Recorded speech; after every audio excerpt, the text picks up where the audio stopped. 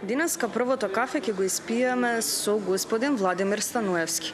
Тој всушност бил професионален играорец во танец од 1975 година. Во 1968 година за прв пат се запознава со фолклорот и со играурното творештво во основното училиште во кое одел. Нешто повеќе за неговата кариера ќе слушнеме во продолжение токму од него и се разбира ќе го испиеме првото утренско кафе заедно со него. Добро утро и добро дојдовте во нашата утренска емисија. Добро утро и благодарам што сте денеска со мене.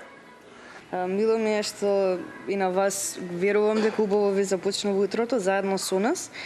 Најпрво ќе ве прашам како вообичаено ви започнува утрото? Дали може би со едно утренско кафе или вака топло еспресо како што пиете заедно со нас и како ви започнуваше кога бевте дел од танец? Има ли некоја разлика? Сега вообичаено денот ми почнува со утринско кафе. Тоа е сигурно. Меѓутоа порано кафето сум го пиел малце подоцна, затоа што сум го чекал да заврши првиот час во ансамблот, така ние поделен работниот ден на неколку часови, после првиот час имаме голем одмор и тогаш не беше времето за утринското кафе. После физкултурата и првото припремање на телото за наредните часови и работа во тек на денот. Да започнеме со вашата детска љубов кон фолклорот, односно кога сфативте дека фолклорот, народната игра и песна на некој начин ќе ви станат животна професија?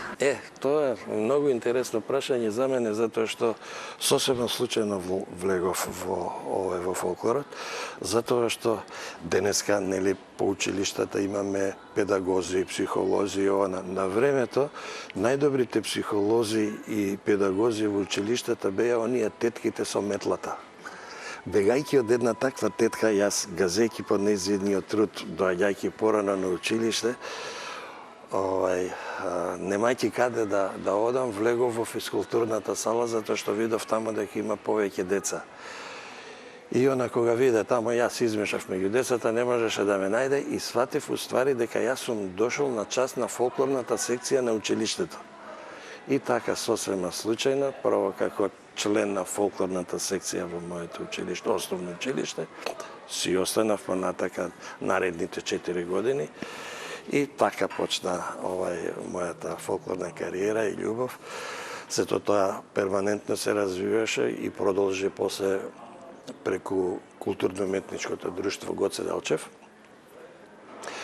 Тој ансамбл само што беше формиран 72-та година, во минатиот век, дели, и ние како цела фолклорна секција од училиштето преминавме во тоа културно-уметничко друштво и така како аматер продолжив после во друштвото негде околу 3 години и од 75-та година станав професионален играорец во ансамблот за народни песни и ора на Македонија Танец.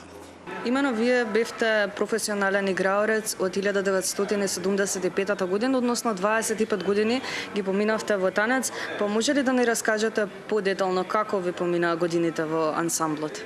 Интересно и динамично во секој случај, затоа што често пати знаев да кажам повеќе сум надвор негдека отколку дома, затоа што природата на нашата работа е таква да бидеме постојано во динамика. Еве да кажам, јас во моите нозе имам негдека, па не знам точно, ама околу 1000 концерти во кариерата сигурно изиграно, и тоа не е мала бројка.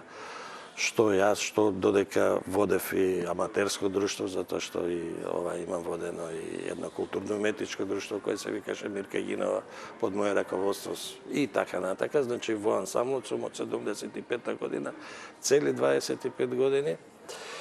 И велам, мислам, доживувањата, сеќавањата, впрочем, еве и овие фотографии зборуваат што све, каде и како имам поминато низ мојата кариера.